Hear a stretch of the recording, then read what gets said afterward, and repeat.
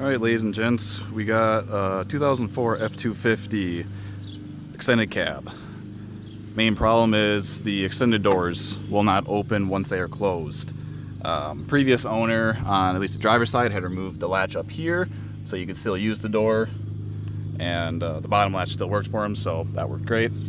Just recently, my passenger side had the same issue, so I didn't want to delete the latch up top because it definitely does make it a little bit flimsy up top when it closes. So I already fixed that side, but here is what I ended up doing. So you can get these from, I believe it's AutoZone. I can get the Doorman part number, but they're meant for Rangers and F-150s, I believe.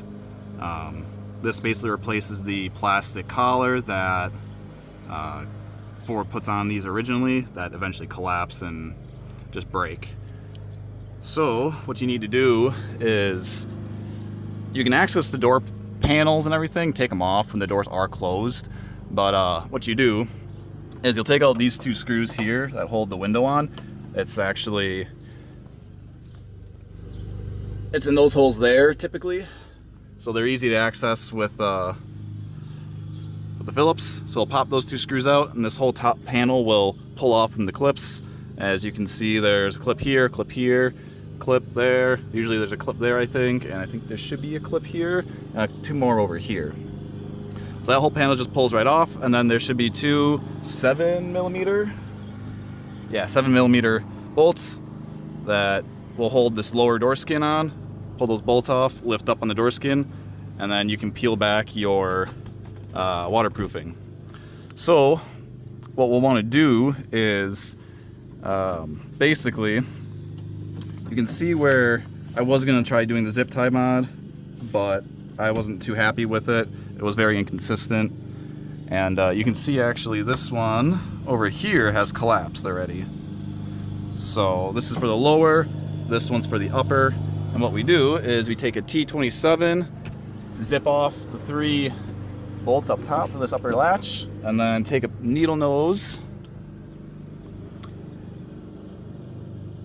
and I had to look for it for a second. Pinch these two clips carefully, and then this should push out. So I'm going to do that and I'll be right back. Alright, now that I got this off, you can see that this rubber grommet is what kind of holds it into, there's a little clip up here, or a little groove, and these tend to fall apart and break. So what you end up doing is you can pull this out from the back like I said, you pinch these two little clips here, you can push it out, and then bring it up and around, and then you come up to the top of the door here, and you have to finagle this guy out, which can be a little tricky. You just got to get it in the right orientation. That came out a lot easier than the other side. Pull it up and out, and now we have to go modify it. Alright, so on this side here, you can see all I did was twist that rubber piece, and it just broke apart. It was so brittle. So I ended up twisting that off. Yeah, there you go. So I'm going to finish taking it off on this side, and then this side here you can see that the top is split off. I'm going to do the exact same thing on this side as well. And we'll actually be modifying this little groove, or this plate here, to allow us to slide in our pieces here. And for anyone wondering, the Doorman number is... Ooh, come on. Wow. There we go. 926-111CD.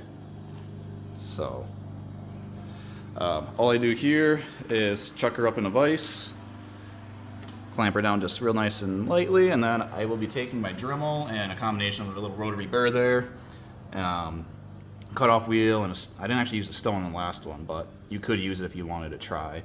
Just be careful that you don't really nick your wire at all, and I'll show you when I'm done. Okay, quick little update. I realized that I think I only got one of these, and I was supposed to get two in the last package, but as you can see, it's got a squared off end. You actually don't have to modify this if you get the right parts. You just pull back on the cable here. Let's see if I can do this one-handed. And then you can slide it on like that. And then what you do, spin it up, slides in, and you can twist it around to make sure that it stays in place. And then what you end up doing is this cable, the sheathing, gets shoved all the way up into this aluminum piece as far as you can. And then you'll repeat that on the bottom side here once you get one side done. So you might have to trim these melted portions off a little bit, or whatever you want to call it, the rib sections, just to make it a little easier to get it up in there. Yeah, I might do that. So once I do that, I'll be back. All right, so here we got the completed side. This one's all pushed in there nice and tight. And same on this side, pushed all the way up as far as I could go. Now we will go install it back onto the truck. So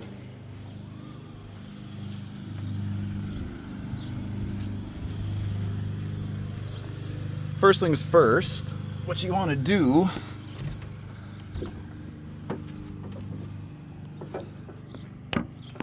let me grab my flashlight.